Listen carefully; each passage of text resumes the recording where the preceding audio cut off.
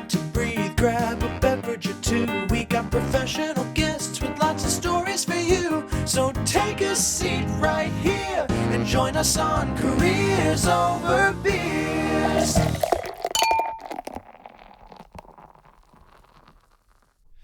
Alrighty, welcome back, friends. This is Careers Over Beers podcast, and today I'm interviewing a physical therapist. Introduce yourself to the world, sir. Yeah, guys. So my name is Dr. Clayton Dir, physical therapist. Run out of a location on the east side called Natural Wellness Physiotherapy. We always joke it's probably the world's longest name. It sucks to put it at the end of an email. It's like Clayton at and then like 2,000 letters. Yeah. But yeah, physical therapist. My journey kind of started as every PTs probably did, where you hurt yourself at one point in time, go to PT, and you're like, I got to work with athletes. It's a pretty quick wake up call when you realize Wichita doesn't have much to offer for athletics in the sense of like professional, because we always want to go to the top, right? You want to be with a pro baseball team, basketball, whatever. I know we have the Wind Surge, and we also have WSU, which really put us on the map and stuff. But then you kind of learn how that stuff's set up. You have to be like included with the college, and that just didn't like work for me. And so ended up finding a gentleman named Courtney Morse who owns Natural Wellness. Chatted him, and we say we treat not athletic, active population of the Wichita area, but we use that term really loosely. Like I just got done with a gal, she was 74, not trying to run a marathon or anything, but just had back pain and then some vertigo. And she came in after 5 or 6 visits. We had her good to go, and now we just kind of check on her once a month. And to me, she's just wanting to live her life, like do her hobbies without pain. That's active to me. But then we've also worked with some of the WSU basketball players. Like it's top to bottom, all levels. So you're not just limiting yourselves to athletes or No. And we sometimes even try to shy away from that word, because like I don't know what you do for physical fitness, but a lot of people don't even consider themselves athletes. Like I do way too little. Yeah, exactly, right? But I mean, if you have a body, you move. To me, you're an athlete of some sort. It just may be in a different dialect or different kind of form. And so sometimes we use that word loosely because we don't want to almost shy away an ideal client or a good fit for us, because we almost identify them wrong or identify them in a way that they don't identify themselves. Yeah. You don't want people to feel like, I can't go there. They're just helping out baseball players. Yeah, they're too good for me. I'm not good enough for them. Right. Or whatever that may be. So yeah, we have to be almost picky with it, kind of. Right on, man. That sounds awesome. Helping out everybody out there. Do what we can. Yeah. Well, we're drinking some Crown and Cokes today. Looking good. That's what you requested? Yeah. You like those glasses? I like the glasses, the simplicity. But honestly, these coasters are way cooler. Oh, yeah. Yeah, I love the leather, but I mean, even though, what is it, Reef, where they put a bottle opener and a sandal? I think the coaster's even better, right? Because you're always going to have this with you. It's definitely come in handy, especially sure. just sitting here on the show. Like I've bought beer before, and I'm like, these are not twist offs. Yeah.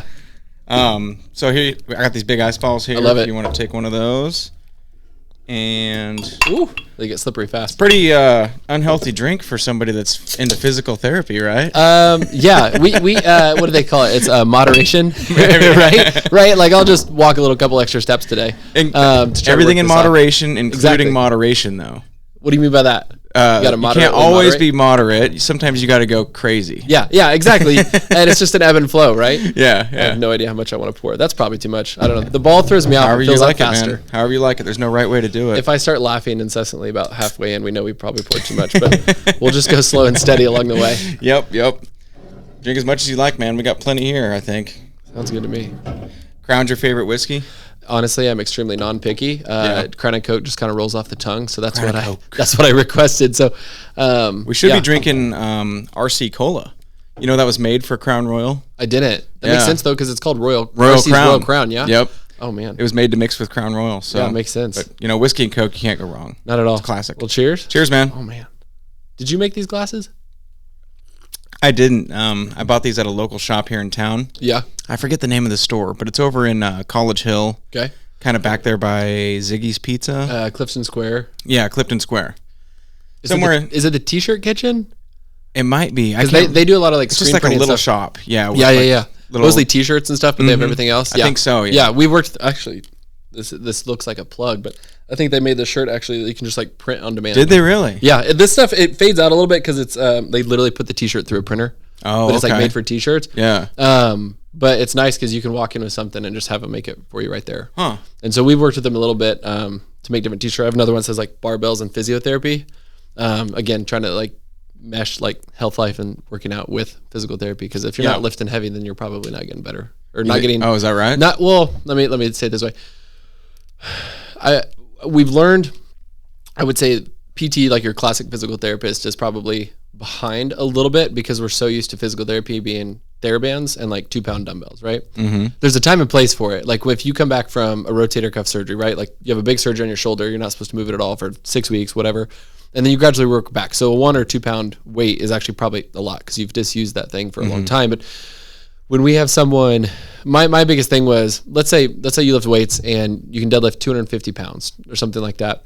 And then you come in and say, hey doc, I got back pain. Like I need to work on this. And then I immediately just have you lay down and like pull your tummy in and hold for 30 seconds. That's not enough. Because I know that when you leave my office, you're going to go pick up 250 pounds again. So we need to make sure that your PT is somewhat aligned and matching the stresses that you're going to put on it, whether you're working out in the field, like a construction job or something, or weightlifting. And so going into that, like our clinic, we call it a mullet HQ because it's business in the front, party in the back. And so when you first come in, I always tell people we try to make it as bougie as possible. Like we've got like a coffee bar, kombucha on tap. Like we want it to be like higher end, classy. Like you feel kombucha on tap. Yeah, damn. I know. I didn't even know you could do that. Honestly, I just know you can buy it in the bottles. But yeah, the owner got it all set up, and so that's all free. We want to try to make it, I don't know, like I said, bougie as possible. At least that's the way I label it. Yeah. And so we've got our offices, our treatment rooms, and everything. But then you cross through the door into the gym in the back. And it's unfinished. There's like flags hanging on the walls, runners' bibs that they've signed, thrown up on the walls, racing medals, whatever it may be. And then we have a squat rack, barbell, trap bar, GHD. So it almost looks like a CrossFit-ish gym. Benches, bands, dumbbells, kettlebells, ways that we can truly load the patient. So I alluded to a little bit that a lot of PTs are behind the time. What I mean by that is they're almost underloading their patients. They're not giving them something to stress the muscle enough, essentially to evoke a healing response. And it's also fun when you work with a 45-year-old female who's never picked up something heavy in her life and you have her deadlift 100 pounds for the first time. They set it down and you just see like this look of like, whoa. Yeah, I didn't know I could do that. Yeah. Like that's really cool. And then you see their confidence boost up. And it's just a lot of fun. It is amazing to me how much the human body is capable of if you actually set your mind to it, Most people think, if I run this mile, I'm going to be completely winded and dead afterwards. But there really is an extra, like, this is some David Goggins type stuff. Yeah. But, kill that inner bitch that's inside of your mind, and you can go much further than you ever imagined. For sure. And I think sometimes people working with patients, depending on the patient's history, their pain, their experience and everything, we're almost scared to get that out of somebody, if that makes sense. Yeah. And so being willing to, they were like, oh, that kind of hurts. And it's like, well, does it hurt? Like not trying to like make them sound like, like weak or anything, but like, does it hurt, or is that discomfort, or is that pain, or is that soreness, or are you fearful that it's going to hurt? Like what is actually going on there? And I always tell people from the start, like when we get to either movements or like characteristics of what you feel, I'm going to be really picky because I want to know, are you feeling pain, or are you feeling soreness, or are you feeling something that you think may lead to pain? Because there's sometimes you want to cross the wall, right? Have you ever heard the analogy of I'm going to butcher this like crazy, but there's the elephant and the stick, where the elephant is tied to a stick, like literally just a tiny little stick. But it's always told that it won't be able to go anywhere because it's tied to the stick. But then you think, an elephant's hundreds and hundreds, if not thousands of pounds. It's just got to walk away. And once it finally walks away and realizes like, oh, I can just bring the stick with me, it's no big deal. And so the way I carry that over is to, like you said, when someone goes to lift that weight, whether it's heavy or whether you take them through like a 15-minute workout and the hour-long treatment that we have, like, wow, I didn't know I could do, 3 sets of 10 on deadlifts, supersetted with this, doing with that. They realize that they can just walk away with the stick, and they're actually been holding themselves back because of what they've been told over their life, because of, whatever it may be, like, oh, I just have a bad back. It's like, no, you're not born with a bad back, but if you think you do, then you're going to live like you always believe that. Yeah. If you've always been told that, and you've always just told yourself that even, then you're always going to believe it. Yeah. That's like, I've kind of gotten into intermittent fasting and fasting a little bit over the past couple of years, just for like health reasons and stuff. And because it's trendy, I guess. But research is starting to back it up, though. It is actually, yeah, it really is. And I feel better when I do it. But it's funny when I talk to people and I tell them, just try to go like 16 hours without eating anything, and they're like, I can't do that. There's no way. I'm like, well, what's going to happen if you do? You're not going to die. Like just try it. And no, I agree. And there's sometimes where whether I'm experiencing pain or whether, like, I've got a little 15-month-old daughter now, and she's been having trouble sleeping lately. And we're like trying to figure out what's going on. Like, it's not bad, but like, I need my sleep. And I just remind myself sometimes, like, I know she's actually fine. Like, yes, you have to go through these like little micro traumas essentially, right? Where they're not sleeping well, or like I have to pass her off at daycare and her and I are both crying because I like can't stand to see her cry, right? Yeah. But she's gonna be fine. Like you're just whining, you're just going through this struggling time, but you will be fine. You're building it up in your mind. Exactly. Yeah. And so it makes it easier. And so I'm like, cool, I'll go through the emotions and stuff, but I know I'll be fine and she'll be fine. And so like with intermittent fasting, as you mentioned, it's like, just try to go 16 hours. Like legitimately, like you could look at the person, are you going to die? No. You're not. Are you going to be hurt? No. Is it going to suck? Probably. Well, yeah, because you're not going to be able to have your breakfast and then your afternoon snack, and you got to skip some of those things, and it's not comfortable at first. And I remember the first time I did it, I was like, oh my gosh, this is crazy. I'm skipping dinner. I've never done that in my life. But once you get to that point and you come over that and you tell your mind, oh, wow, I did that. I'm fine. I'm still alive. Yeah. So many people just don't believe that they could ever do something like that. Or same with like physical strength, For sure. I'm sure you see that. I do. And I think there's one girl that I think I know that's not necessarily an age specific, but I think she was somewhere, I want to say somewhere between 55 and 65. It's hard to tell. I feel like once you get over 40, people go two different directions. They either still look like they're 40 for the next 20 years, or they look like they're 70 in like 10 years. They give up. Yeah. And so she weighed less than 100 pounds, and she came into shoulder pain. And I remember some of the things at the beginning, like her goals was to do her hair because it hurt to bring her shoulder up to like 90 degrees. And within one visit, she came back visit 2, and I noticed her hair was different. It wasn't that much different, but she's like, oh, I did my hair this morning. I was actually able to like blow dry my entire hair. I'm like, I thought you looked more pretty today. Like trying to like give her crap, and she started laughing. And then I remember visit 3, she's like, I mowed my whole lawn. I'm like, I could tell your lawn looks great. Like it has nothing to do with it, but yeah. But with that being said, after we got the shoulder pain down, we usually see people at ballpark 6 to 15 visits once a week. And so it's not like your classic twice a week for 6 weeks. Like I may end up seeing a patient for 6 to 12 months, but their pain's gone or very, very much so dropped in a couple of weeks. And so I think it was somewhere around 2 or 3 months in, I was like, hey, let's just like look at getting you stronger. Cause she had alluded to that she was starting to have osteoporosis, right? Okay, yeah. So where the bones start to get fragile, essentially. Well, that happens, one, as females go through menopause and everything, there's hormonal changes that affect their ability to keep their bones strong, but it's also because once you start to not use it, you lose it, right? And so if we don't have impact on the bones in small amounts, then they start to get fragile. But the more you put impact back into the bones, they realize the bones are like, oh, we need to make our bones stronger. Yeah. And so it starts to get stronger. So I was telling her I wanted to make sure she was interested. I'm like, hey, if we start spending some of our time together deadlifting, maybe doing some presses or squats or jumping pull-ups, like, would that interest you? Because one, I know it's going to be helpful, right? I can whip out 4 articles right now that say, like, this is going to make where you the better. science directly backs that up. Yeah, but if I tell you, hey, if you eat 2 pounds of spinach every day and you're going to be happier and you hate spinach, like, it doesn't matter. You're not going to take that pill, right? Yeah. And I'm not going to force you to. I want you to enjoy it. And so anyway, she's like, yeah, that actually sounds like a lot of fun. So we did a trap bar deadlift. For those who don't know, it's like a hex bar, right? So it's like a hexagon bar. You go down, grab the weight, almost like a squat, but you're holding the handles on each side. You stand up with it. There's weight on both sides. And so it's called a trap bar because, yeah, what's the difference between that and a normal deadlift? A trap bar and a hex bar, one, are the same thing. But when you think of a traditional deadlift, it's a straight barbell, and you're holding it, and the bar kind of goes right in front of your shins, right? And then you stand up with it, and you're holding it just below your waist. A trap bar, the bar goes around you, essentially. So imagine, like, if you were to go down and you drew a circle around yourself on the floor, it's actually a hexagon is the way the bar is made. Oh, okay. But then you grab the weight on each side. And so there's a handle going forward and back on each side of you, and you grab the weight, stand up. Imagine like if you're picking up groceries off the ground, where your hands would be to pick up those groceries, but it's one interconnected thing all the way around. So it's just easier to teach someone. You literally just say, hey, grab that and stand up with it. Does it affect your body differently? It does. It's a little bit different stimulus on the body, but the main thing is now the person doesn't have to manage the bar, and so it's way easier to have good form. Okay. And plus, it's just way less intimidating. You show a 60-year-old a barbell and say, hey, I want you to deadlift. They're gonna be like, I'm gonna blow my back out, right? Because that generation was taught, about never deadlifts. Lift things up like that. Yeah, it's gonna hurt your back. And so, anyway, we worked with her. I think 65 pounds was the first one, and she picked it up like super easy. And I had an intern at the time. His name was Jake. We got up to like 85 pounds. She picked it up a couple of times. She's like, that actually doesn't feel that heavy. I'm like, I know, right? Like you would think 85 pounds feels super heavy. Well, we got up to 95, which is 25 pounds on each side. It's a nice, easy, just single plate on each side. And she was about to lift it, and Jay goes, hey, can we throw on like 5 more pounds just so it's 100? And I'm like, yes, we can. Yes, we can, man. And so we throw it on there, and this girl picks it up, one try, a little bit challenging. I could tell with how she stood up, but like perfect form. I'm like, cool, you just deadlifted 100 pounds. She's like, really? And I'm like, yeah, you just deadlifted 100 pounds. Like, let's get you stronger. And just to see that experience, like I've realized when I first started PT, I was thinking like, I'm gonna treat 18-year-old baseball pitchers. Like that's gonna be my jam. I've treated one. We've taken them a long way, but I've treated one because kids don't know how to do their homework. They don't really care about PT.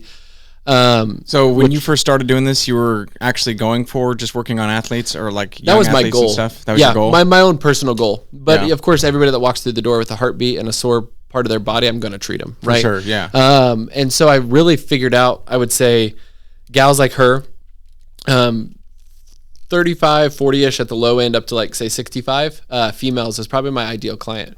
Purely because one, they know how to ask for help. I don't know about you, but if I'm hurt and I'm like, I'm fine. I don't know. Yeah, especially older guys, they grew up in that generation where they're like, hey, I ain't going to the damn doctor. Yeah, they're like, yeah, my back hurts and I still deadlifted 300 pounds, And it's like, or you could deadlift more or just, I don't know, not hurt. And so I would say they've been my ideal client, one, because they know how to ask for help, but two, it's just really fun to like see the change in their eyes and like see the confidence start to like really go up as not only pain goes away, which is of course the reason they showed up, but being able to have the time to teach them why they should lift weights or why they should do whatever exercise they actually enjoy. I'm always going to be biased towards weightlifting because the research is there and it's fun and I personally enjoy it. But I would say whether they're a runner, weightlifter, or just an average person that wants to be a little bit more fit, that's definitely my ideal person to work with, and I didn't expect that. Do you have a lot of people that want to just stay doing this forever with you? They want to stay at basically just treat it like a normal gym membership they're going to have the rest of their life? Good question. So with our gym setup, that's not super doable. Our gym is not that big necessarily. It's enough for 3 physical therapists to work with patients along the way, but we are starting to tap into trying to do some small group training. Because right now, excuse me, we had a meeting this last week. We have one meeting a week, and my boss was like, the reason people stop spending money with us is because we stop offering them products, right? I mean, physical therapy as itself is a horrible business model. Like, oh, hey, your back hurts, right? Okay, cool. I need to see you once a week for a bit because we need to try to like break habits, build new routines, help get you stronger. But then if I succeed at doing what you're paying me to do, then you're going to stop seeing me. Then you're gone, right? Yeah. I'm working you out. I'm working myself out of a job. It's a lot different than other normal business models. Yeah, exactly, right? Like everything now is subscription model. Like if I can rope you in, I may lose money for the first couple months, but I know I'm going to make it. You'll know you'll get it in the long run. Exactly. And ours is the exact opposite. It is, yeah. And so we do offer we call it like a peak performance package. It's essentially a maintenance plan. So where we work on whatever you want. I know you may have showed up for knee pain, but I see you once a month and you're like, dude, I slept wrong. My neck's hurt me. Okay, cool. And then the next month you come in, you're like, I'm not hurting at all. And it's like, cool, let's just go work on your squat because we could probably make it better. Or you're a walker. Okay, cool. Let's go look at like your calves and see how strong they are and see if we can give you something to start working on that. Or maybe we just chat for 30 minutes and then I do some like massage to your shoulder or some dry needling to your hip, whatever you may need, right? But it's mainly accountability. Well, I mean, that has been really good for us, but there's been some of these patients that have like really complex histories, whether it's, I've got one gal, 2 total knees, a total hip. She had the cancer gene for breast cancer. Breast cancer, yeah. And so I think she had like a double mastectomy, and then she had something else kind of in regards of her like her trunk area. I don't remember exactly right now, but she had a lot of surgeries. Wow. There. This girl has not been like active for 15 to 20 years, and she's in her 50s. And so just think about for a second if you've went through all that, like where you would be mentally. Just and not that she's like having mental issues, but where would you be mentally? Like how much of your independence would be gone? You feel like you're a part machine. I know. I always call her the bionic woman. I'm like, you're my bionic woman. Let's go work on this stuff. Yeah. But to take that into account, like the amount of surgeries that you had to do. First of all, surgery is quite major. I've had no major surgery on my body, so I cannot really speak to that. But she's had 1, 2, 3, 4, 5, at least 5, but probably far more. Then you think about all like the compounding effects of like being under anesthesia for each one of these surgeries, so on and so forth. And she actually just commented on one of her things and ton of kind words. I could never be more thankful for what she had said, but she finished with, I haven't ran for 15 years and I just did a couple weeks ago. And I'm like so happy about it. Like I know That's most amazing. people probably watching hate to run, but imagine if you couldn't run, right? Like imagine if you couldn't and then you finally could. And I think she did like intervals on her treadmill for 10 minutes or something, totaled at like a half a mile of running. But to see like that click back into her was amazing. And so for someone like her, she's not even really in pain, and she never really was when she first came in. She just knew she needed more care than just a personal trainer. Not to discredit personal trainers. I'm sure there's some that could blow me out of the water because they're 25 years of experience. but she knew she needed more care than that. And sometimes even just a simple back pain. People will have what they think is complex. And I'm like, dude, it's pretty straightforward. Your glute is just not functioning well. We just need to work on it. But they feel like it's complex. I probably would too. There's no worries with that. But we're starting to get into small group training because I think they need, and they definitely want essentially a little bit higher level of care than just showing up to your gym and being walking through some exercises. So that's what we've tried to do for these people that you ask about. Hey, I just want to stick around. Like, I really like the environment here. You guys have free kombucha. Like exactly, I want to keep coming back. Sounds like a cool place to be and just hang out at, I could see people wanting to just do this forever. Yeah, exactly. And that's the environment we want to create. And that's the benefit of being a small business, right? Like, you can control everything and you can really make this the best experience possible. And so we're teasing into trying to do some of that stuff. We'll kind of see how it works. We're going to keep it small for right now. Just like all the people that we already know, love, and treat, we're kind of like testing the waters, and we'll kind of go from there. But I think it'll be really successful. I know it'll be fun for me, a little change of pace instead of just that's cool, man. Listening to people's problems and kind of treating them like, hey, let's just go work out for an hour. When it comes to like listening to people's problems and diagnosing what you think is wrong and stuff, was that part of your training when you were becoming a physical therapist, or do you just have a knack for doing that? Like, how difficult is it to say, oh, that back problem is caused by your glute, like you said, Good question. I would say that could be actually quite a bit of an answer. I would say that's one of my biggest beefs with PT school, and probably most schooling in general, is we go through a 3-year doctorate after a bachelor's degree, and 2/3 of that is all like classroom-based stuff. And so you're learning book stuff, you're becoming quite book smart, and then they have a full year, it's kind of scattered throughout, but at least a full year of clinical care. And I think we're really, really well taught how to diagnose and how to rule out big, scary things, right? As a physical therapist, we don't we don't order x-rays, MRIs. We can't do blood tests. Not that we need to, but I mean, if you just have pretty straightforward back pain, we know it's most likely, once we rule out red flags, it's nothing scary. It may feel scary to you, by all means. And that's part of my job, to de-escalate that and make sure that I rule stuff out. Gotcha. But I think we're really well taught how to diagnose. We're not really taught how to treat, unfortunately. Now, they would say at the school, they would say that's what your clinicals are for, right? We teach you all the basics on how to make sure this isn't some sort of weird cancer or some sort of like aortic aneurysm in your belly, but it truly is back pain. And then you learn how to actually like treat people in the clinic. And so I really learned really quick though. I just felt like it wasn't enough. And so I learned a lot of it, I would say, from Courtney as a mentor. But I would say you could take an average clinician in regards of like how clinically competent they are. Like, how well are they, like you said, diagnosing like, okay, this is a glute issue, not a back issue, or this is a some of a back issue, but it's actually somewhat psychosomatic in the sense that you've catastrophized this in your brain, meaning you've become like so worried about it, or you've had it for 10 years. You were probably Googling. Don't ever do that. Yeah, please. Don't get on Google and ask why does my back hurt? Because you're going to decide. There's one thing that's taken away from this podcast. You're going to find out that you have back cancer and you're about to die. It's cancer. It's a blown up disc. It's a pinched nerve or something like that. And those are all scary sounding things.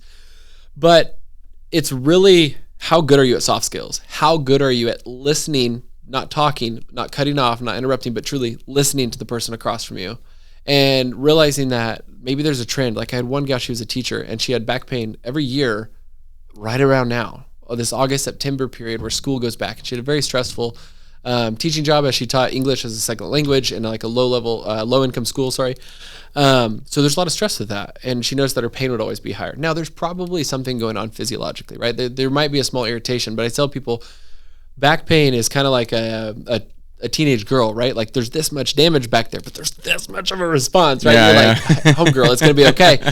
But their pain level is very, very real. It's not to discount their pain. I acknowledge that you're in a lot of pain, but right now I'm showing no signs that there's something this big. That there's something physically actually terribly wrong with you. Exactly. I mean, and you know what's crazy is like the tricks your mind can pull on yourself too. Mm-hmm. Because inflammation is a big factor when it comes to a lot of the stuff, right? Yeah. And inflammation can be caused by panic attacks and anxiety. I've heard many stories of people thinking they're having a heart attack. It's but it's a panic attack.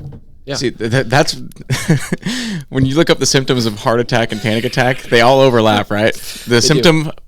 One of the major symptoms of a heart attack is panic and anxiety. Mm-hmm. Yeah. One of the major symptoms of a panic attack is heart flutters and stuff like that. It's like then you Google it and you're like, holy shit, I'm having a heart attack. Yeah, for sure. It gets pretty trippy. But one example I like to give people is like, we almost don't respect what all the brain does for our body and how much it really is trying to control everything. And so, like you said, when you're like, man, my chest kind of feels weird. And then you start to like get worried about it. Then you Google it, and then you confirmation bias, you find out something that could be that. And it kind of goes and goes and goes from there. Well, yeah. Like I can make my heart rate probably jump by 10 or 15 beats by just thinking back to junior year when I was at state track for hurdles, like getting into the blocks. Like if I close my eyes, right? Sometimes I like it, but sometimes I'm like, oh man, like it's not anxiety, but it's almost like this hype that you feel in your chest. Yeah. It's like I can sit for 5 minutes and think about that and like change my heart rate, right? And I'm nothing special, but it really goes to point out that like your thoughts really do control everything about you. They do. Right? Yeah. Like you can almost create this pseudo reality in your brain, and your brain's not necessarily going to know the difference. And so 100%. One patient case in particular, there was a gentleman that came in, it was January of last year, so 21. In October, he got the flu vaccine, the just classic flu shot. And he said, I don't think that caused my pain by any means, but that's just when I remember the pain coming on, right? We're always sore for a couple of days, but he's like, I just feel like it never went away. That was in October of 2020. A couple of months later, his dad passed away, and then he had to help his brothers and stuff move stuff in and out of the house. Well, between October and that December when he had to do that, he had been to 2 doctors. One told him he had like torn something in his arm. The other one said, I think they couldn't really find anything. So he's had some confirmation that there's something wrong in his shoulder. And then the other guy just didn't really know. I think he gave him steroids, but the pain didn't change. Well, come around Christmas time, he had to help his brothers move his dad's stuff for a couple months. Pain was essentially gone. He didn't even notice that it was gone because his brother was like, hey, I thought your shoulder bothered you. And he's like, oh, I thought it did. And then later that night, it got really bad again. His shoulder pain came right back up. Well, I saw him in January. So 3 months after the initial thing, about 1 month after his dad passed and he had to move the stuff. And he came in and I was talking to him and listening. It was just a free consult. Because I want to make sure that we're the right fit. If you're not the right fit for me, dude, I'm going to send you wherever you need to go. Right. And I'm not going to charge you for that by any means. And so he came in, I listened to him, and some big takeaways. He was a welder, so he's always in like weird positions to try to fix things, to try to weld things. Fairly labor-intensive job. He really loved, I don't know the name for it, but pretty much your side-by-sides, like the golf carts that are off-roading, right? Like so a Polaris Ranger or Can-Am or something? Exactly like that. Yeah. But he had the weird ones that are like really skinny wheels that are like super tall, and he'd go down to like sand dunes and stuff. So anyway, like crazy cool ones. That was another thing he liked. And then lastly, he had a kid that I think was around 4 or 5 years old. So kind of starting getting into playing catch, but I could tell it like meant a lot to him. I don't know if he grew up playing catch with his dad, but I could tell that was probably the biggest scare for him is if this shoulder does not heal, I will not play catch with my son, and I will be sad, very, very sad about that. Well, within that 30 to 45 minutes, I pretty much did every test I could. I could not find anything to reproduce his pain. And some of the stuff that he'd been told by other doctors in regards of, hey, I think this is torn, I pretty much ruled out based off the testing that I have. It's not 100%, but I'm like, you show no signs of this. And I said, let's set you up for a full eval because I want to get into the weeds on this thing and try to really fix stuff up, treat what we need to treat, so on and so forth. Right. A couple days later, he comes back. He's like, Clayton, I've had pain the whole time. Like, since you talked to me, since we did these tests, I've had zero pain. And I said, cool, let's put this thing to the test. So I did a couple more testing. I really tried to be essentially aggressive. I tried to like push on certain structures. You're trying to aggravate it? Try to find something, yes, because this stuff magically disappeared. And so if the tissues really are resilient, if they really are not injured, I want to make sure I test this before I send this guy back into the real world and say, you're good to go. Yeah. So we did that, went downstairs because we were working out of Optimal Performance, a gym at the time. We're in our own place now. But they had a couple of tennis balls, and so we just played catch for a little while. 10 feet away, 20 feet away, 30 feet away, no pain, no issues, right? Because this, like I said, I could tell this was the closest to his heart on like what he wanted to make sure he could do. Then I grabbed like a 2-pound ball and we came back close. And I'm like, I want to have you throw something heavy just to double check. No pain. Haven't talked to him since, but like his pain completely went away. Shoulder pain is completely gone. Do you think he was hyping it up in his head? I think there was a lot of worry wrapped around it. Plus, you think about, you know, if you start to have, let's say you feel some sort of like lump on your chest or in your arm or in your leg. And I know some friends that have like little bumps and they just call them fatty tumors. I really don't know what they are, but it's this completely, totally fine growth, right? Right, yeah. You go to the doc and it's not really bothering you, but it's cosmetically bothering you. You're touching it. You're like, I just don't like this. Go in there and say, I think it's cancer. Like, how does your world change, right? Yeah. I mean, you start thinking about everything. You start thinking about everybody you're leaving behind, what your funeral's going to be like. Yeah, and a week later, you're like, I swear this thing's getting bigger. And then you're like, gosh, now my tongue feels like, all this weird stuff starts happening, right? Yeah. And then you go to this other doctor because you're like, I just want to get a second opinion. He's like, hey, we, biopsied it. This is not, it's completely fine. If you want, we can remove it. They remove it and you go back to your total life. Yeah. Now, don't get me wrong. There's definitely something there. And there was definitely something that probably injured his shoulder, but it really, like we've talked about, it goes back to point out how much your brain plays into this and how much you can create your own reality, and how much we do put faith in doctors and medical personnel and the power that they have, which is what always I would say, if there's any worry of me as a PT, it's like my biggest worry is missing something, right? Like I don't want to have a patient like that and then find out that I missed something and actually had and it was something serious. Yeah. And so in my practice, I always try to make sure that I say, and this is one to cover my ass, right? Because we live in a very litigious society. Like people are sometimes really out there to try to like spill coffee on themselves and sue McDonald's for millions of dollars, right? You're not wrong. Yeah, and there's some weird nuances to that they were actually kind of in the right. But anyway. I know what you're saying though. Yeah, and so I always try to not speak in absolutes. Like, hey, they're like, so do you think there's anything wrong? All of the testing that I've done says no.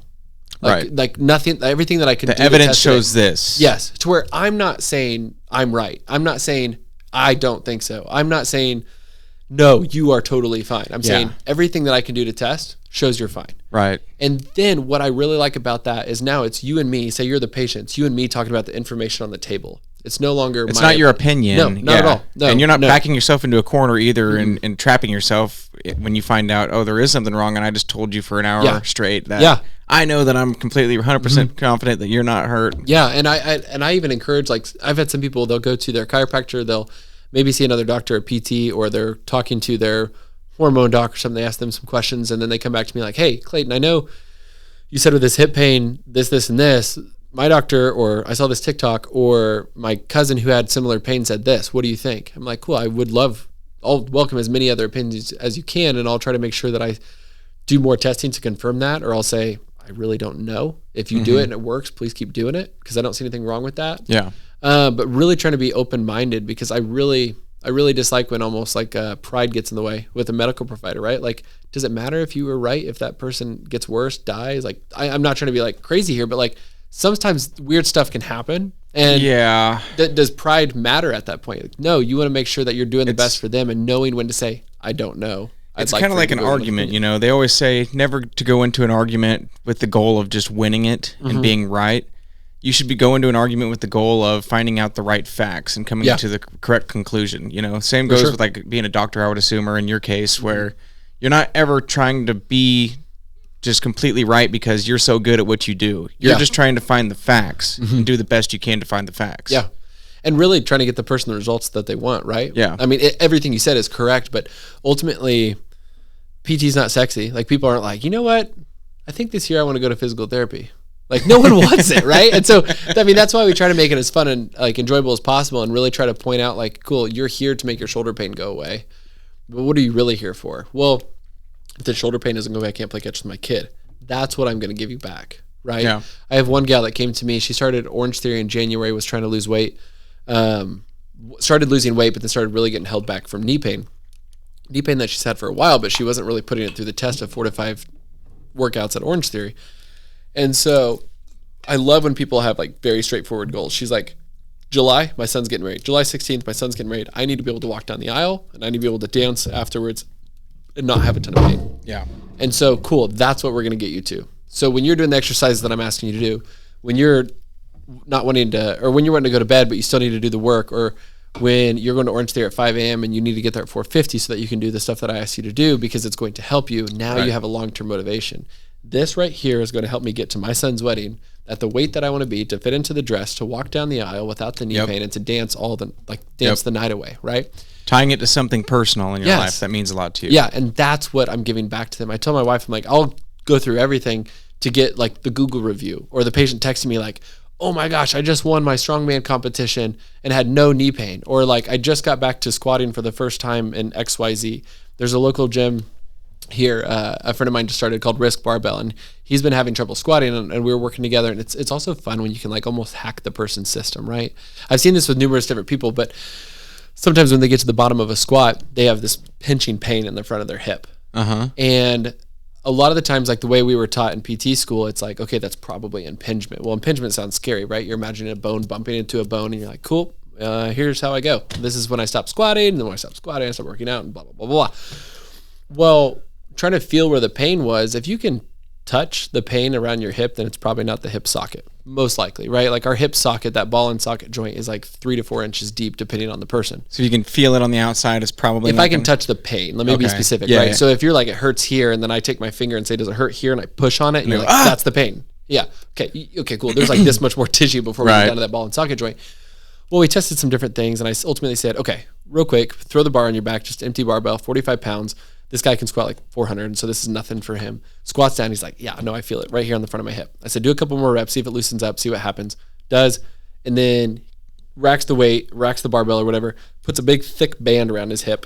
I taught him how to do it, and it's essentially trying to distract the hip joint. And so imagine like when you jam your finger, what's the first thing you do? You start pulling on it, right? Pull it out. Yeah, you're trying to like, let me put some space into this joint, make it stop hurting. And so the band is essentially doing that for him while he's like moving it around. So he's in like a lunge position, the band's pulling on his hip, he's going through some different mobilizations, about 2 minutes. It's like, cool, take the band off, go back into the barbell. He goes down and he's like, this is 95% better. Like this is way, way better. And now he's excited to go back into the gym and go back to squatting with much less pain. I said, this is not cool. Your pain's gone forever. Yeah. You're going to have to like do this a little bit each time you squat. But the goal is that a week from now, 2 weeks from now, a month from now, if you want, you can do it much less and probably be fine.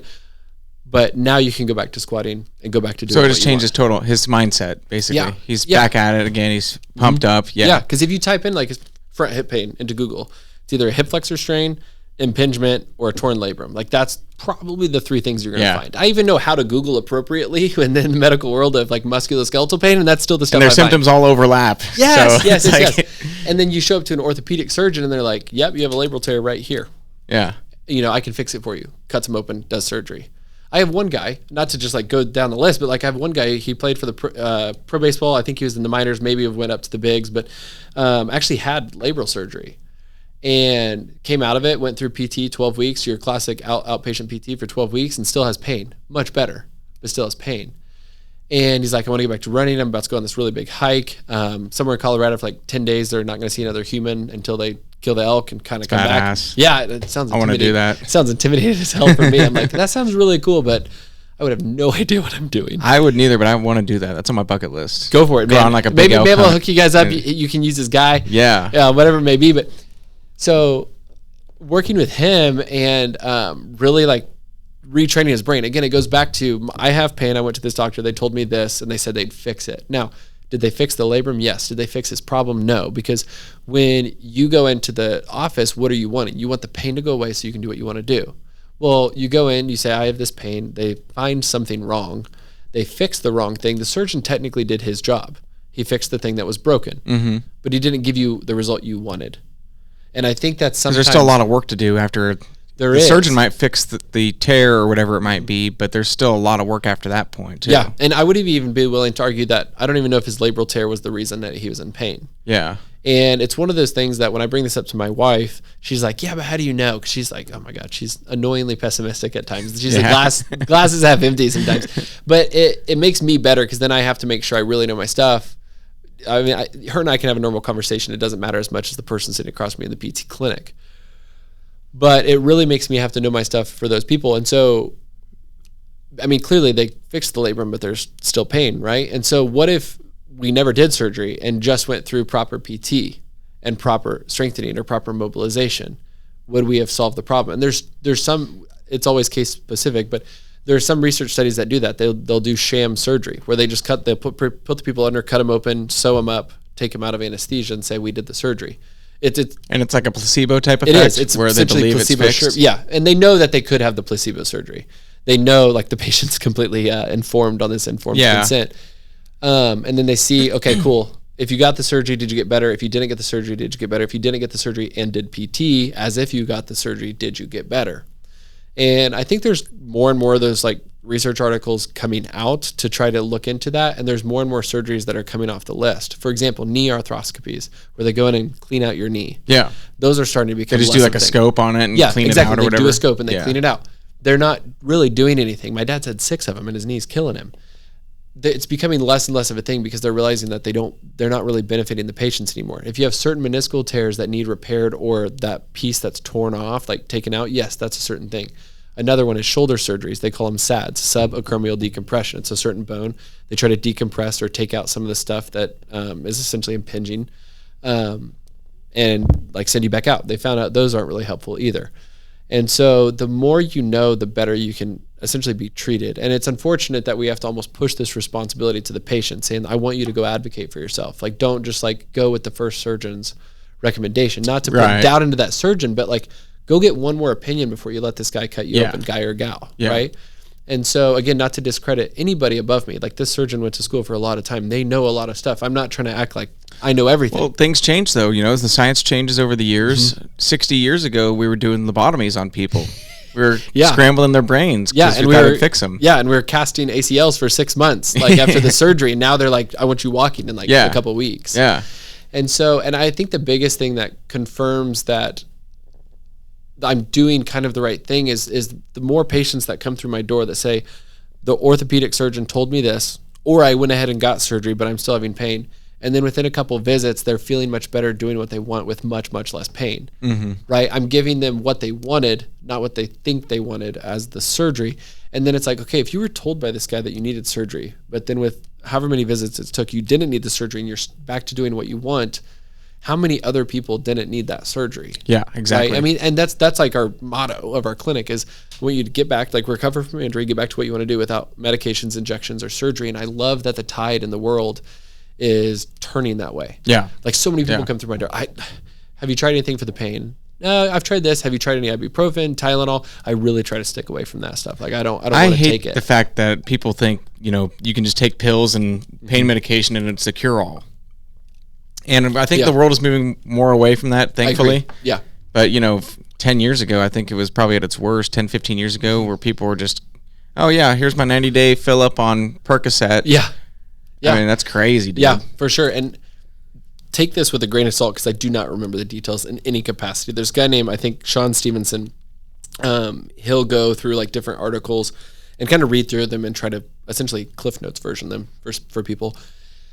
And I almost don't even want to say it because I feel like I'm going to just butcher all the details. I'll speak in very, very big generics. And so he looked through all the drugs that have been approved by the FDA, drugs, I think, across all charts. And he found out that only 69% of the time did they have a drug that actually didn't have any sort of major side effect or catastrophic event or big major event. And he found out that 31% of them did. After they said, like, yep, send them to the masses, like, go for it, right? 31% of them came back with a fairly major problem. It's wild. And it took an average of 4 years before they were pulled off the shelves. Yeah, and so let's say we have a drug, Crown Royal is the new drug, right? It's a great drug. That's a whole other conversation, right? But they send it out into the world, and they're like, yeah, go for it, right? Like they 1 million prescriptions a day for 4 years, and they realize, like, oh man, this is making people's left foot fall off. Ooh, yeah. Right? Like they're going blind. So, yeah, and so how many people were hurt by that? Now, I don't mean to just come here and trash the FDA by any means. Like we do our best and we try to figure these things out. But like, what if I just told you that like your back pain just requires these 2 exercises a day? And I usually package it in the pretty thing of saying, hey, here's your pill a day. Yeah. Do these exercises. It takes you 5 minutes. Like if you have a 6-year-old, ask them to do it with you. And then this is your bonding time while you're watching TV, or if you're trying to avoid the TV, be like, hey, Johnny, like let's do our exercises together. Let's like make our butt stronger so my back doesn't hurt.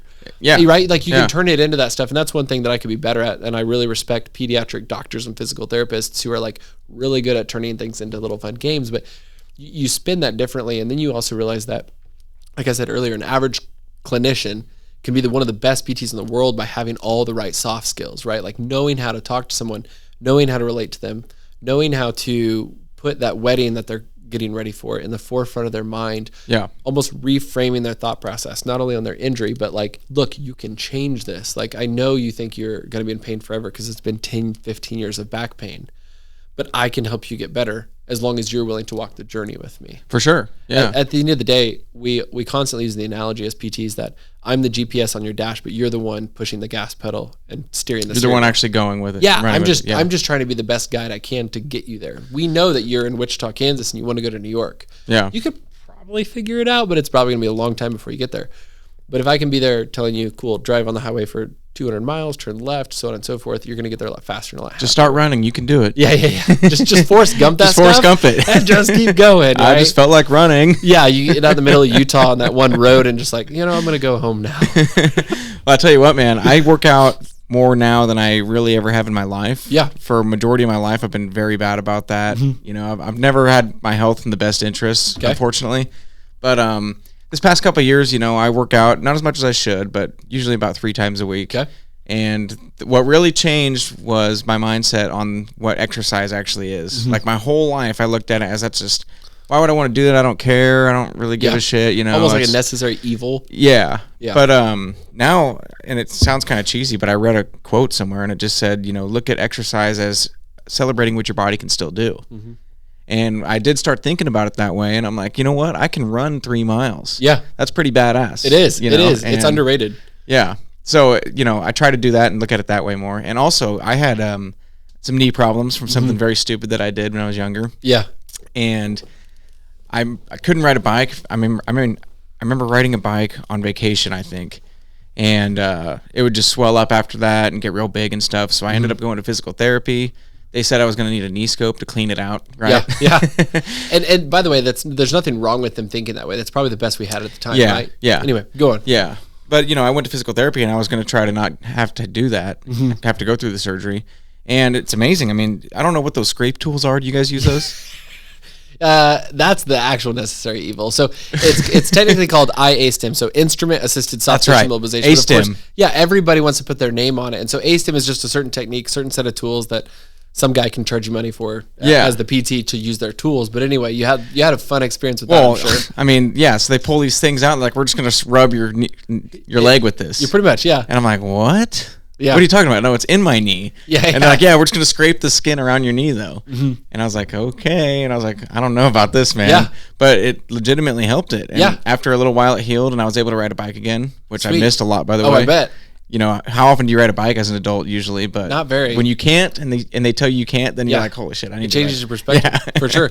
So, they did that and they scraped it. And I don't know exactly what that's doing. You can probably explain that to me better. I can. I was going to ask if you wanted me to. So I would say I still learn something new every single day. And my goal is to always essentially rework my spiel on different things to make sure that I'm educating the best way possible and also the shortest way possible. I used to be extremely wordy. I still definitely much so am. But trying to concise things down, simplify stuff down, because when we go to PT school, right, I'm not trying to like talk myself up, but we learn a lot of fancy stuff. But then we have to digest that all the way back down to be able to teach a 5-year-old why their knee hurts, right? Yeah. I could get into the details of how the meniscus this and the certain muscles compensate, and then the macrophages, the neutrophils come in, which is the inflammatory mediators, blah, blah, blah, blah, blah, blah. You use a bunch of big words. You don't care. Why does my knee hurt? And how can I make it not hurt, right? I think Albert Einstein actually said, if you can't explain it to a 5-year-old, then you don't know don't know enough about what you're talking about. Exactly. Or something along those lines. And you go to any graduation ceremony of like a doctor, a PT, a lawyer, or whatever, and you ask them to explain stuff to them, and you're going to learn how not smart they are about that topic. And they're book smart, but they're not like able to, like you said, teach it very well. And that's the name of my game. Like that's 80% of my practice is really teaching people about why they hurt, how to not hurt, and giving them the tools to do so. So coming back to the ASTEM in specific, do you wonder at all if you really did have a meniscal tear, how the ASTEM is making your pain go down? Like, we're not changing your meniscus. Would you agree? Yeah. I'm not healing your meniscus. I'm not changing it. I'm not repairing it, so on and so forth. There's no way I can rub your meniscus of your knee. That's what I was thinking too. Exactly. Yeah. So then it begs the question, was the meniscus the pain generator of the knee? Was the meniscus the reason you're hurt? I would beg no. No. Would you agree? Yeah, I would agree with that. And so then you start to learn that, well, okay, so your meniscus is torn. I'm sure mine is torn. I'm sure you and I both have 2 to 3 disc bulges that cause 0 problems. They call it asymptomatic, like disc bulges. It's not a problem. But if we MRI'd both of us, I guarantee we find one in at least one of us, if not both of us. And there's plenty of research that says, like, cool, this many percentage of 30-year-olds have asymptomatic XYZ injuries in the back. Anyway, coming back to the ASTEM, the pain sometimes isn't even in the location of the meniscus. And so that's another question that I really challenge smart surgeons on.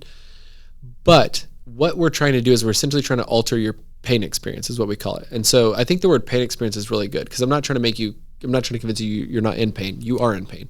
But the experience in which you're having it. And so what we're doing at the ASTEM is, one, we're trying to stir up an inflammatory process. Inflammation is a good thing musculoskeletally. It's not systematically. We don't want our body in inflammation, but inflammation is a necessary step in the healing process. It's the first one, right? If I were to like cut myself here, we need it to bleed properly. Bleeding helps push away all the bacteria, and then a bunch of clotting factors come in and they start to stop the bleeding, and then a scab forms on it and it heals. Well, that first step is still the inflammatory process. Yeah. Then it moves on from there. And so sometimes when people are having knee pain, especially chronic, anything over, I think it's 3 weeks is technically chronic pain by definition. We need to almost like stir up the inflammatory process. It's like, hey guys, we screwed things up. Let's start over.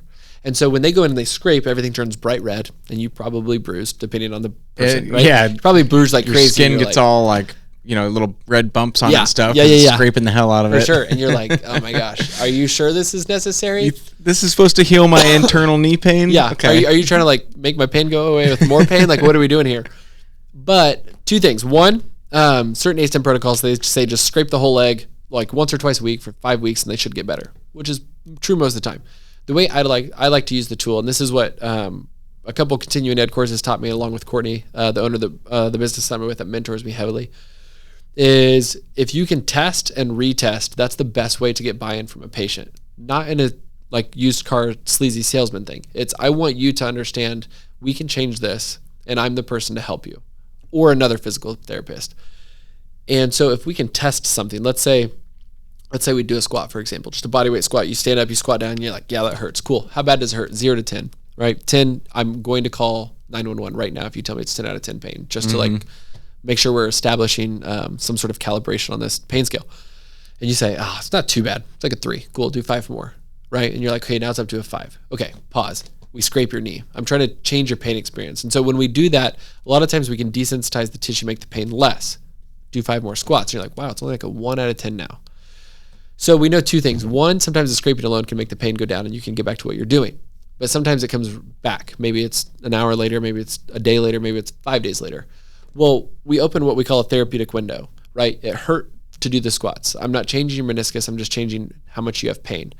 And then I talked about earlier, we usually underload our patients. We don't give them a heavy enough stimulus, whether it's a kettlebell, whether it is a TheraBand, whatever it may be. We're not actually challenging their muscles enough.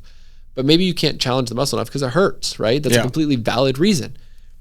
If I can make the pain go down, now can you lift it? Now can you do the squats? Because we know the squats is going to be the problem solver, right? That's what's going to get you where you want.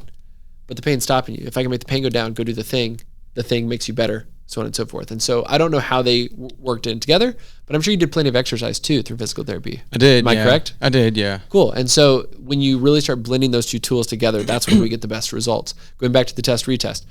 Test, pain.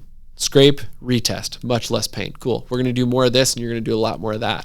Yeah. Then you're going to get better. It would always be a combo of the A-stem and doing some sort of like single leg squat or like balancing on my one leg, or the weird stretches where I have a band and pull my knee or my leg back. Yep, getting your range of motion back. And then we started doing the bike, slowly. For sure. Because that was what would cause the pain the most, Yeah, building the tissue tolerance back, essentially. Like doing the thing is what we call it, where it's like, oh, you want to do that? Well, sometimes we just have to do that. That becomes your exercise. Right, yeah. Yeah, exactly. And so, like, the moral of that story is I was blown away at how much physical therapy did for me and helped me out. Yeah. Because I thought for sure I'm just going to have to go get this cleaned out or something, There's no way they're going to fix this. And so kudos to you guys, because that changed my perspective. Thank you on behalf of your PT. Let me take 0 credit at this point. But it changed my entire perspective on things, Yeah. I thought physical therapy was for weak and old people. That's what everybody thinks. Oh my gosh, this kills me. If you go look at the latest textbook for the physical therapy exam prep, book, like the book you're supposed to kind of read to get ready for the test after you've done all the schooling, it is a picture of 30-something-year-old female helping a very elderly gentleman walk for the first, I don't know about the first time, he's walking in a set of parallel bars. There is a time and place for that, by all means. But everybody knows that PT fits there. Can we start putting LeBron James when his shoulder's hurting him, right? On the cover or something, so that we can treat that person too? Yeah. Or somewhere in a PT picture, if you type PT or physical therapy on Google, can we have a picture of a 42-year-old lady who's going couch to 5K but her knee hurts? Can we put that person on there? Yeah. Right? Because those are the people that don't know they need it. When they say, what do I do for my knee pain? The first couple of thoughts are, what medicine should I take? What injection should I get? What surgeons should I see? Or what orthotic should I get? What brace should I get? What do I need to do to to fix it? Or what do I need to do to make the pain less? It's like, have you tried getting stronger in that area or looking at your movement patterns to see if you're moving incorrectly, or getting help with like strengthening the tissues that are weak, testing them and then strengthening them?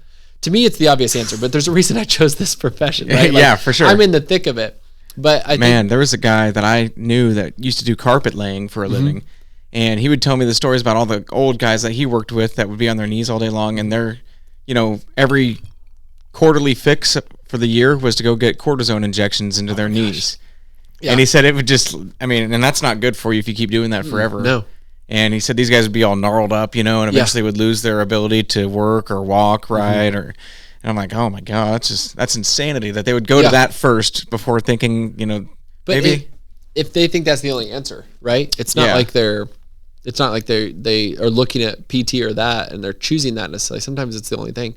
True. And if this guy that you're talking about, that's all he sees, right? If he sees that, hey, there's 17 other guys that are older and this is what they're doing, I must have to do the same thing. That's the only way I'm going to get there.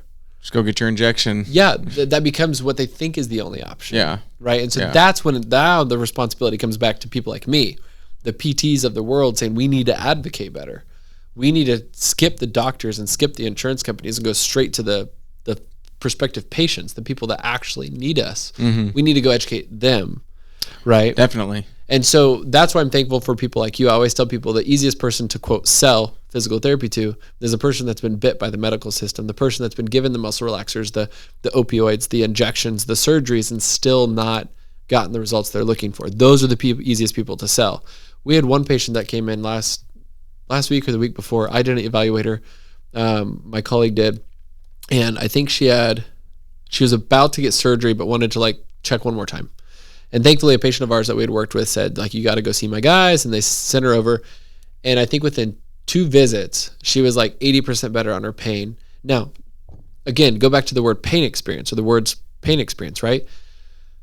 I think the 2 things that make us different, or at least good at what we do, and get the results we get is, one, yes, we do help people move better. But I really think it's changing the mindset on the pain. We give them hope. We help them adopt a growth mindset. We show them in clinic, it hurts when you do this. Let me do something to you, or let me have you do something to yourself. Soft tissue work, a certain stretch, dry needling, A-stem, like whatever tools I can do, and have you go do the thing again. And now you see, oh, wow, I didn't know that could change. Like they've been walled off, like, no, this isn't going to change unless I get this fixed. Now you open their eyes to that. Now they're getting the results they're looking for. Now they're bought in. So the easiest person to ultimately sell sitting across from me is the person that's already went through the traditional model and not gotten results they're looking for. Right. And that's when I ask people like you, people like all the people that I've listed so far, please tell more people about us, whether it's me specifically or any physical therapist. Because I feel like when it comes to musculoskeletal pain in muscles, tendons, joints, ligaments, back pain, shoulder pain, whatever that may mean to you, I want you to realize that there's a doctor for that, a physical therapist. They can help you with that. You don't need to go to your primary care physician and say, hey, doc, my shoulder hurts. No disrespect to them, but they're a very, very well-educated operator. You come in, I have stomach pain. Cool. Let's do a couple of things to make sure it's not this. And if it is more than what I can help you with, go to a gastroenterologist. You come in with tingly fingers. Let's go look at blah, blah, blah, blah, blah. Either see a physical therapist, because we can help with that too sometimes, or go see a neurologist, right? Like, go to the specialist. Well, the PTs are the specialists with muscle, joint, and tendon pain. Yeah. And I think true. That's happening, right? People are realizing that. But it's not that this is your responsibility, but I ask for your help in the sense of, like, cool, everybody that you know that has some sort of pain that was similar to yours, refer them to a physical therapist. Yeah. Right? Because once they see that, I got better without any sort of injection, medication, whatever, and I just did this thing. I did the stretch. I did the strengthening movement. And I got better. Cool. We can change things on our own. All I am is just helping you figure out what that thing is. Yeah, for sure. So it's important to get rid of that stigma, that old school mentality of the stereotypical old man walking in physical therapy, getting help, like you said, from a young lady. Like, that's not what it is. Physical therapy is for everybody. We all have muscles and skeletons and ligaments. Yeah. And I like the way you put that, the way you worded that, and like you're the specialist for that, right? Yeah, and that's what I was just telling my brother last night. I said, sometimes I get intimidated by working with someone that's really good at what they do. I had a patient come in. She was a strong man or strong woman, competitor. And this girl's like 5'3", and can deadlift over 300 pounds. Like, not a big lady, because she's not even like big around. Like, she's like fit, but can deadlift over 300 pounds, right? And I know in the Wichita world here, in that arena, she's fairly well known. And I almost was intimidated by her knowledge and capabilities, that I'm like, am I going to be able to help her? And it's like, she has the same body. Like, she puts it through different stressors, right? Like, she uses her body differently than you do, or than my mom does. But I know her anatomy the same I know your anatomy. Like, you both have the same anatomy. They're just put under different stressors, so they respond differently, so they're made up a little bit differently with muscles and, what's stronger and what's weaker. And then, to me, that's like the ultimate level playing field, right? Like, it's like, okay, no, I know my stuff. Like, stop, like, intimidating myself based off what she knows. You got to remind yourself that it's just another person that you're dealing with, and you're going through your steps and procedures, even though they know a lot about their physical well-being and everything, right? Yeah, I see that. Yeah, exactly. And so when when I or another PT or whatever it is that you do as well, when you can try to go back to your systems and kind of level that playing field, it takes a lot of the intimidating factor away. And then I remember, like, she has the same muscles that you have, the same muscles that I have, the same muscles that LeBron James has, or whatever other professional athlete. I don't know what my fixation is with him today, but probably because he's a freak athlete. He is. But other than the stressors placed upon him through his physical activity with working out and the game, I mean, he's got the same body that we do. Ultimately. Yeah, he's just worked a lot harder on certain things physically than we have. So yeah. He's got the same body. It's just the epitome of a human being, right? It's like the way I look at it is, you know how if you've ever played any sports game and you have to create your like athlete, it's like, cool, speed this high, like strength this high, like I don't know what he may be lacking, but he's got a lot of those turned way up in the basketball and whatever's needed for they're all 100%. Yeah, and so maybe he's like zero somewhere else. We just don't know it because they don't. Like, put we're it on all TV. cars, right? We're all a vehicle with an internal combustion engine, but he's a Lamborghini or for sure. Bugatti. For sure. You know what? I'll be happy with like a Chevy 1500. I think I'm more of like a PT Cruiser. Hopefully, you at least have a cool paint job. Let's see, man. What else was I going to ask you about? Have you seen any miracle stories where somebody has recovered from something that you just didn't think was possible to recover from? I would say that question's hard because, as my wife would say, for sure. And then if you talk to any of the patients that I've worked with, I'm an extreme optimist. And so, now, like I said, I still always try to cover my ass, right? We, even in PT school, they always would say, like, CYA and like cover your ass. Like, make sure you don't speak in absolutes. There is the litigious point, right? Like, don't get sued, but there's also the don't give patients false hope. Like, be willing to say, like, your knee is not a normal knee. Like, I'm not trying to be rude to you. I'm not trying to like dump the glass out of your half glass full thing, but your knee is not a normal knee. We need to know what the limitations are, but I'm here to maximize those limitations or maximize what you can with said limitations.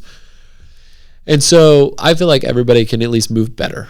But a couple of people that come to mind, one, the gal that I was just telling you, the bionic woman with all the different joint replacements and stuff, I think she's going to end up being a really cool story, especially because she's been getting into shooting more. And so she's a part of a group here called Lead Angels. Guns? Yeah, shooting guns. So she's part of a group here called Lead Angels. They're out of Rainier Academy on the east side. And she actually just saw a 1,000-yard shot for the first time, like hit a target 1,000 yards away. I know. That's like over half a mile. Maybe she's a Terminator, dude. Maybe this is like her calling. She just didn't know it until like 58. You've just been working on a T900 or whatever this whole time. She hit 800 first try, apparently. Yeah. And so. That's wild. But anyway, I think she's going to be a cool story. But another gal that comes to mind, she has 2 total hips, and I think she's mid-50s right now.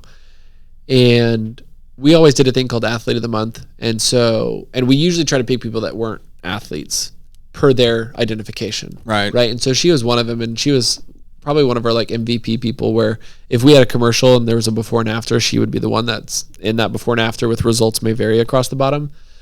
But she has 2 total hips, and she crushes it with like 5Ks and 10Ks, so 3.1 and 6.2 mile runs. She usually wins her division every single time. Wow. Which is interesting, right? Because when you think of a total hip, at least in my world, and I know you may not know this, but most total hips, they get what they call precautions. Like, don't do these 3 movements pretty much for the rest of your life.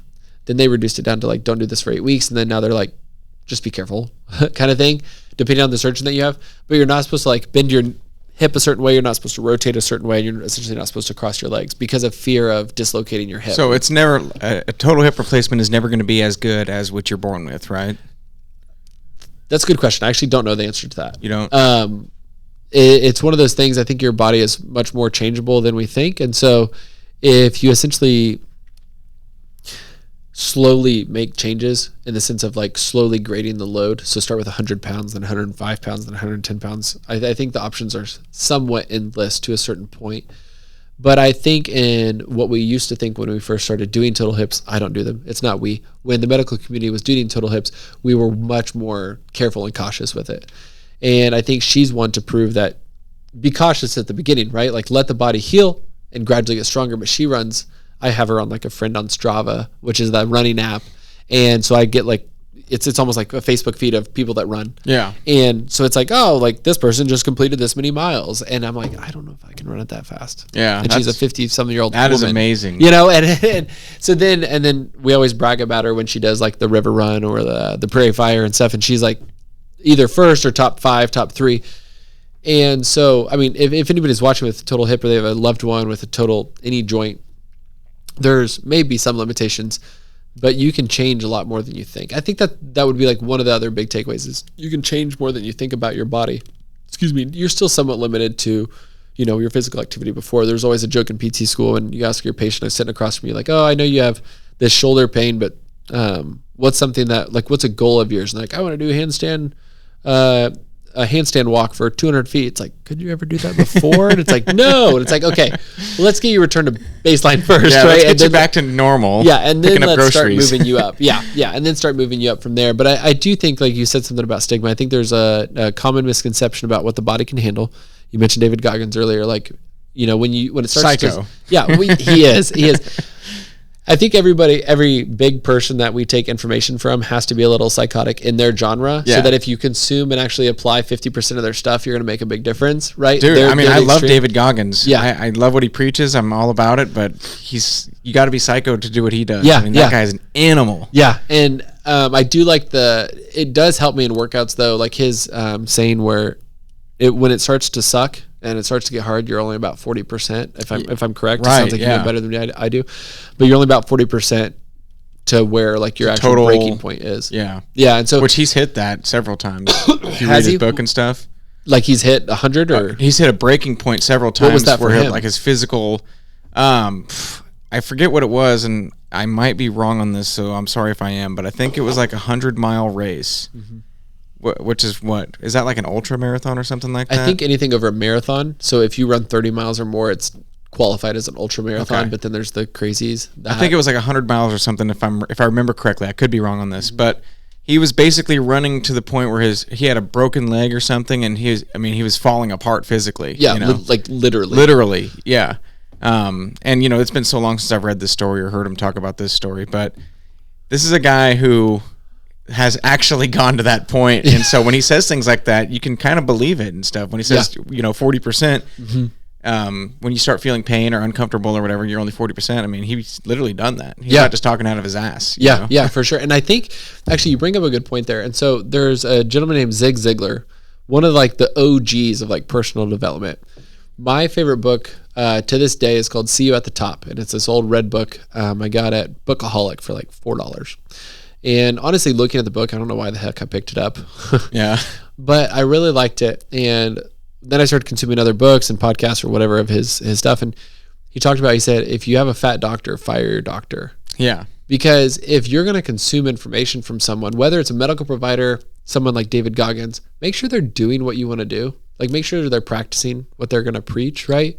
And so, definitely. Because and that's what, like you just said, like, you know, this guy that has this 40% rule, like went all the way to 100. Yeah, and exactly. So he probably knows his shit. He knows what he's preaching, and he has some sort of, at least anecdotal with like a big exclamation point after it. Right. Of knowing what he's talking about. And so, because you're not going to take yourself to 100%, I'm willing to bet, right? And I don't want you to. I don't want to. No. But this guy has, and so why not consume information based off what he's experienced?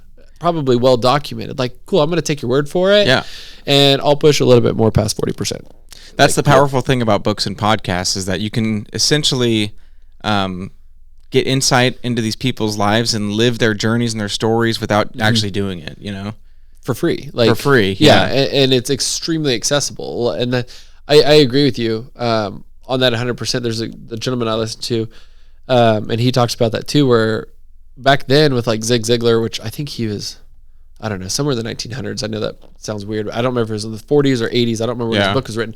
But then there was Tony Robbins. He was like one of the other big personal development type people. And you either had his cassette tapes or you went to his seminars. Like that was the only way to consume his information. Yep. And now you can listen to a podcast over purely Crown Royal if you wanted. You can listen to this one. Whatever you want. Yep. Literally whatever you want. And I think that's the other thing that people almost don't look enough into is things like that. And so it's fun sometimes in the PT clinic when people come in and they ask certain questions. I'm like, you're asking questions like you have some sort of like knowledge or experience. Like, yeah, I did some research. I found this one guy. I found Kelly Starrett, who's another PT that's kind of big in the PT world. And I found this, and they said that I should be doing this stretch for this. I'm like, yeah, actually, that's kind of spot on. Yeah, that's one of the ones I would give you. Have you tried that? Yes, I've tried it. Did it help? No, it didn't. Okay, cool. We can kind of shut down that potential path because you've already tried that solution and it didn't work. Now, I'm going to keep it on the list, right, in case this person didn't actually do as much they were supposed to, and I will bring it back if we need. But it's nice because as the consumer now, you can start getting better information. You can go down the rabbit hole of Google and YouTube when it works out in your favor, and now you can bring me better information so I can treat you better. Yeah. And you can start to really advocate for yourself. For sure, yeah. And, you're speaking on a podcast right now. Hopefully people are listening to your journey and your story. If they are actually, let's say there's a potential physical therapist out there, young student right now that's considering this career path. Yeah. What's your advice to them? One, it kind of depends on the PT, right? As we talked about, there are PTs that work with amputees or an older population, and they are actually helping an older person walk for the first time. There's PTs right after a cardiac surgery, right? So you have quadruple bypass, like a PT comes and helps you walk for the first time afterwards. And then there's PTs like me. Tons of different options then. Very, very many options. Ultimately, we're all educated the same. And then the second we graduate school, that's when we actually become the specialists that we want to be. And so I would say, one, really know why you're doing it. Like, make sure you know what you're really trying to get out of it. If it's money, don't go to PT school. It cost me 6-figure plus, and I don't make enough to offset that. How long is PT school? Sorry, not to cut you off. No, go ahead. So physical therapy school, to my knowledge, most of them, it's a 4-year bachelor's and then a 3-year doctorate afterwards. If I could redo what I did schooling wise, purely from a logistical point of view, I had a lot of fun at Oklahoma State, and I met 2 of my best friends there. I would actually probably go to Hutch Community College for a 2-year physical therapist assistant program, which is also kind of a problem. Why is the assistant a 2-year degree and the actual PT a 7-year degree? But I would probably start there. I probably could have got a full ride scholarship because it's a community college, not as a bragging point of view, but just like it's a lot easier to get good scholarships there, pay little to no money for that degree. I could start working as a PTA for my junior and senior year to get a bachelor's degree, have tons of experience, and I probably would have walked right into PT school easy because of the experience that I could have developed in that 4 years. Instead, I went into athletic training at Oklahoma State, realized that wasn't for me, had a ton of fun, graduated from WSU with my bachelor's, and it took me 2 tries to get into physical therapy school. So please learn from my mistakes on how you want to paint that picture. What was the reason it took you 2 tries? Good question. So probably 2 to 3 things. One of them, when I emailed the guy and said, like, hey, can you tell me where my application was lacking? He said, we will. Nothing in specific, but we really like to see a lot of research on your resume. And I said, I was a part of like 9 research studies, but I didn't know I was supposed to put that on there. That could have been part of it. Some people say maybe the class that I applied with was just a really, really good class, and so it pushed me down. I don't know. But then also I think extracurriculars would be part of it too. Let's say you're hiring someone. Would you rather hire the person that has not that much on their resume, although they may be really bright? You can only really judge them off this piece of paper because PT school doesn't do interviews of any sort.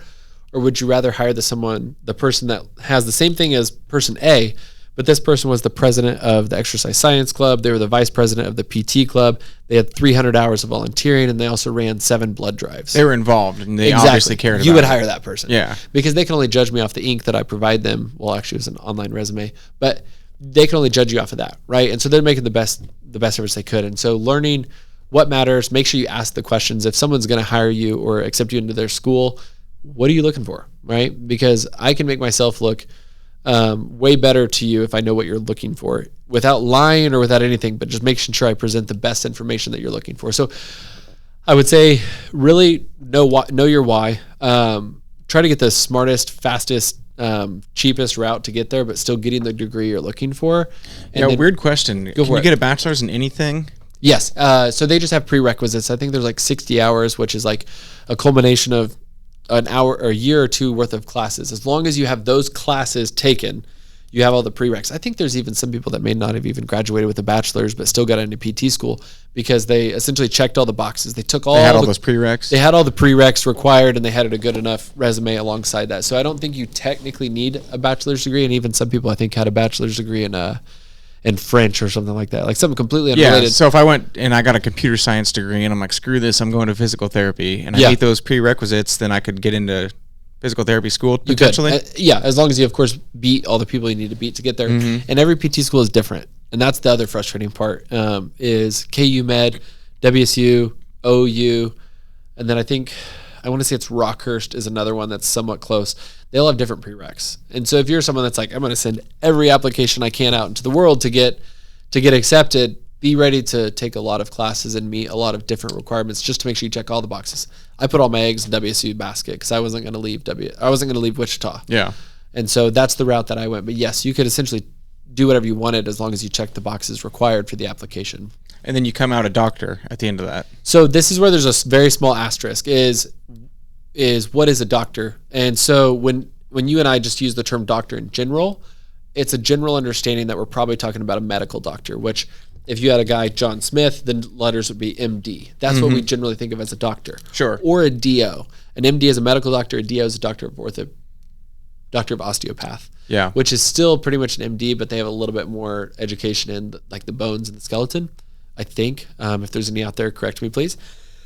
But yeah, I get what you're saying. If I was just talking to you and said you need to go see a doctor, I'd be referring to an MD probably. Yes. Right. And so this is where, and then of course we know, if you ever watched the show Friends and you remember Ross, he was a doctor, but he was of paleontology. Oh yeah. I think he was or something, right? So there's doctors of philosophy, there's doctors of XYZ because they have so much education, but as well as research, but like done. So they get the PhD, which is technically a doctor.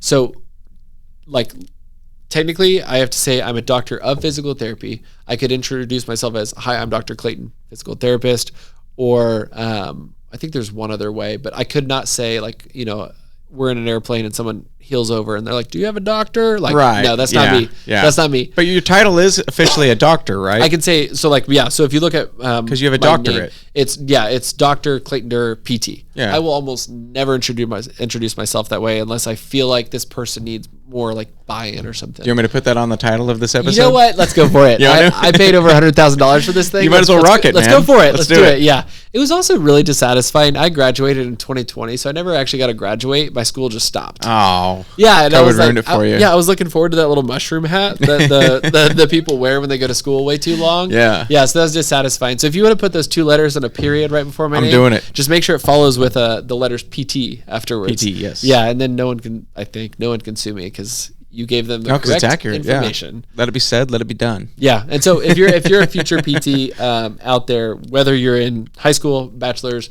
or further, you're actually already in PT school, go consume as much knowledge as you can.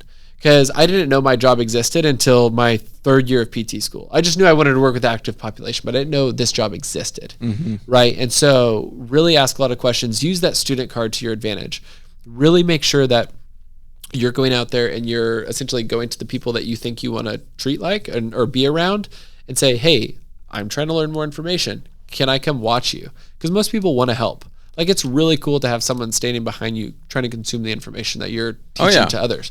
That makes me feel good. And so go take advantage of that. Like, go learn from those people because they probably want to help you just as much as you want the help. And then you can make sure that you're going the right direction, right? You can make sure you're not going and spending a lot of time and money into a field that you didn't actually want to end up being in. Yeah, that's one of my goals here, interviewing people like you. I want to bring that to the light that There's occupations out there that you might not have ever known that existed. Yeah. This is what it's actually like doing it. It's important for people like you to share this information with people. I mean, if somebody just wants to listen to this, they might decide after that's what they want to do. Mm-hmm.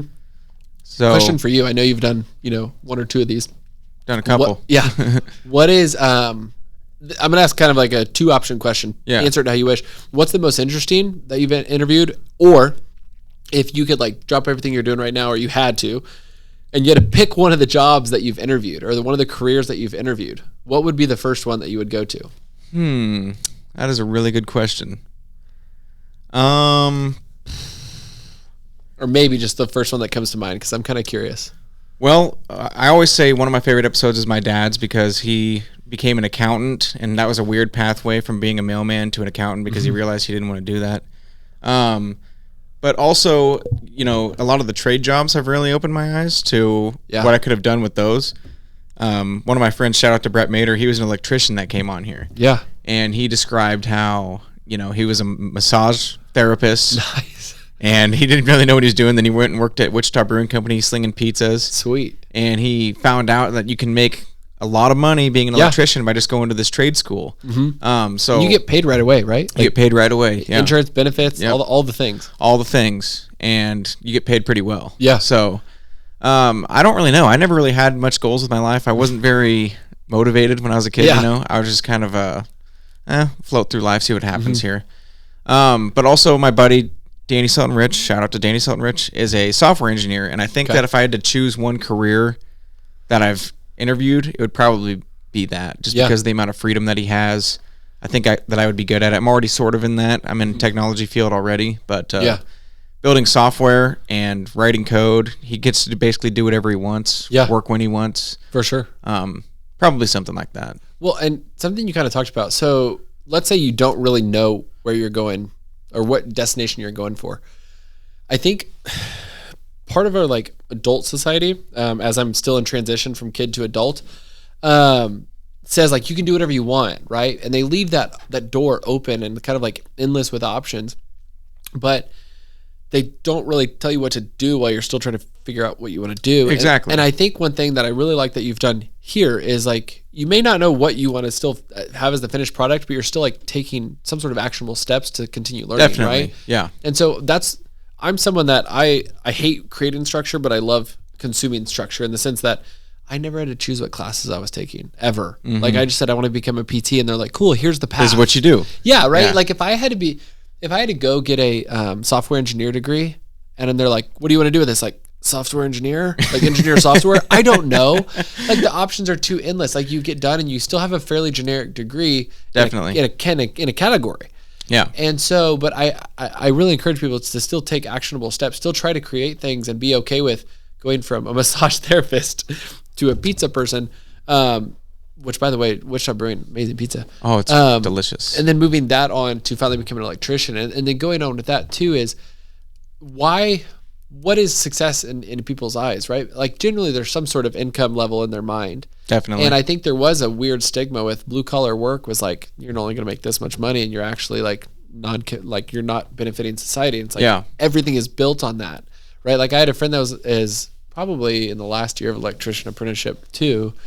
And he's like, oh no, the guy that I work for makes well over 6 figures and he owns his own company. And I could make just as much as more if I wanted to, if I owned my own company. And like you said, like you get paid from day one. Like I didn't make a single dollar regarding my PT degree until 8 years later. Yeah. And they're making money from the start, and generally they can pay off their education along the way, whether it's their business paying it off that they're working for or out of their own pocket, because they're actually making money from day one. Yeah. Yeah. And so I'm glad that again, it's one of those tides that are turning. Like I have my brother-in-law is an HVAC. He's a plumber pipe fitter. HVAC is another great one. Yeah. Killing it. Right. Mm-hmm. And I think those are starting. I think the actual people going into it is far, far down. So if you want something, like go for it. I think they'll practically beg you to come. I'm a huge proponent of that, man. Because when I was in school, it wasn't even something I considered because I was told my whole life, and you probably know this. How old are you? 28. 28, yeah. So same age almost. I'm 27. We were told when we were in school, you get a degree or you're going to be nothing. You know, you got to go to college. That degree's going to be this like you're just going to be good after, right? Yeah, like just get that degree no matter what it is. Like something will happen. Yeah.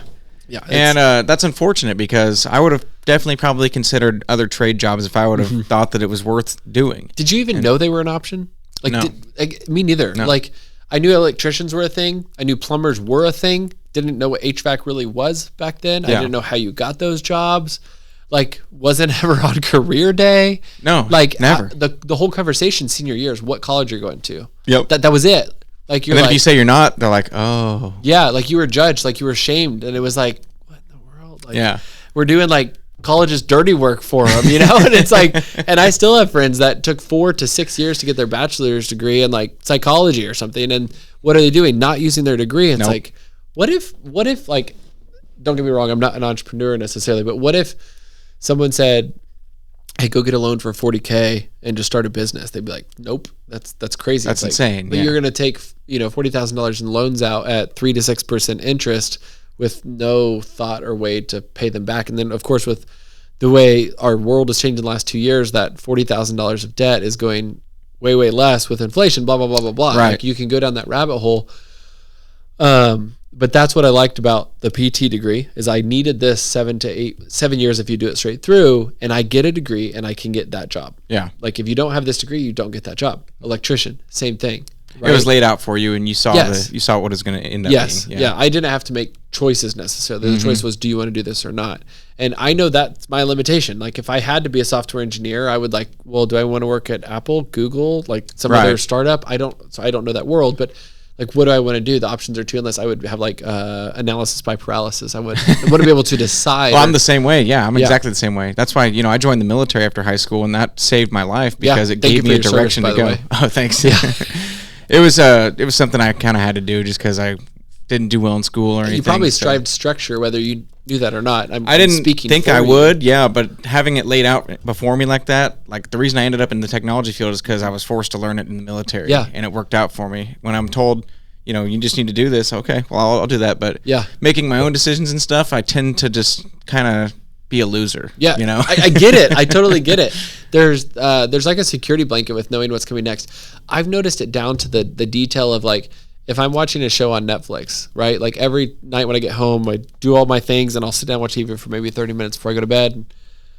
Knowing that I'm on episode 7 of this one show, it's like, okay, cool. I can sit down and I'm going to go straight to the show. I'm going to watch it for X amount of minutes and go to bed. Yeah. And then I like finish a show and I'm like, what am I doing? Like, what am I going to do for this 30 minutes, right? And it almost like, you end up doing nothing. And so it's even down to that detail. And so I know I crave structure. I know I crave structure. I need it. And so the more that I can essentially offload that to either someone else or something else where it's like, nope, just go do this, this, and this, and I will execute like crazy and I will get the thing done.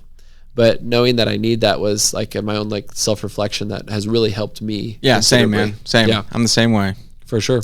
Damn, we're at an hour and a half already. Really? Yeah, isn't that crazy? I would have guessed about 45 to 50 minutes. It blows by, doesn't it? It does. It goes a lot quicker than you think. Go ahead and tell everybody where they can find you. Yeah, so like I said, my name is Clayton Dir. D-I-R is the last name. My wife's a middle school teacher, so I feel bad for her. She gets made fun of all the time with that last name. But the website for our clinic would be Team Natural Wellness. Our goal is to gradually get a little bit more like all-encompassing. So we have a nutrition coach on staff, strength and conditioning coach, more things than just physical therapy. And then on Instagram, it's Natural Wellness Physio. There, and then on Facebook, Natural Wellness Physiotherapy. We're always trying to get more people involved. And so if you have questions, our website has like free consult forms. You can come in, hang out with me for a half an hour, figure out why your back's hurting you or your shoulder, whatever it may be. And we're also having a grand opening. I don't know when this sucker's coming out, but August 25th, we're having a grand opening. If that's already passed, no big deal. No, I think, let's see. What day? This is going to drop on Tuesday. Oh, yeah. So it'll be 2 days from now then, okay. Right? So August 25th, we're having a grand opening. Please come check it out. It's a way to come in free. We're trying to do as many local business things as possible. So we've reached out to a lot of the relationships we already have to do giveaways. We're going to have like a big raffle and try to give away as much stuff as possible to kind of cross promote, but then also, of course, get people in the door, right? Like we only go places if there's stuff in it for us. And so the more things that we can give away, the better. And so please come check it out. We're located at Kellogg and Greenwich, an intersection that used to be dead during construction, but it's starting to kind of come alive again. That's where you can find us. And then we try to be accessible as possible. We try to put content out there, as much free information as possible. We try to get out into the world. Yep. And as usual, that's all in my description. On my social media pages, you can find it on my post. And if you're on YouTube right now, go to my description. You can find all the links to his social media and their website. Oh, last one. I don't actually post here much anymore, but I was on TikTok for a while. Had a couple of 100 something thousand followers. Dang. Trying to bring it to the like I said, go straight to the consumer. So that one's at TikTok_physio. Okay. Again, trying to get straight out there, like, hey, you don't need surgery. You could probably just go to a physical therapist. But I don't post much anymore. But if you're looking for a lot of like quick consumable content, that would be the place to go to. I'll link that in there too, so you can find that as well. For sure. Thanks for all you do, man. Appreciate it. Yeah, thank you for helping out the Wichita people. Thank you for having me. Keep grinding, man. I'll be a big supporter as long as you're around. If your knee bothers you, come in. Oh yeah, I'll come back to you. I know who to call now. You do. You do indeed. All righty, thank you, Clayton. Well, cool. Cheers, sir. See you later. Thank you. Appreciate it.